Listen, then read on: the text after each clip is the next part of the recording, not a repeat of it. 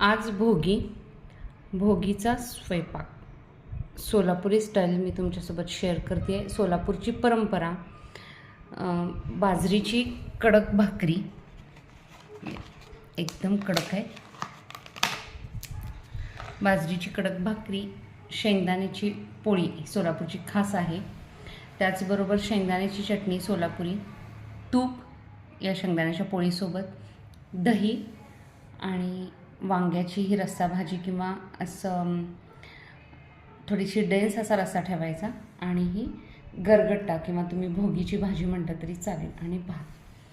हे असं अप्रतिम असं हे सोलापुरी पारंपरिक जी परंपरा चालू आहे सोलापूरची, गरगट्टा, भाकरी, मसाला वांग, ही मसाला वांग मी ऑलरेडी शेअर केली आहे आणि भोगीची भाजी पण शेअर केली आहे. तर हॅपी संक्रांती सगळ्यांना.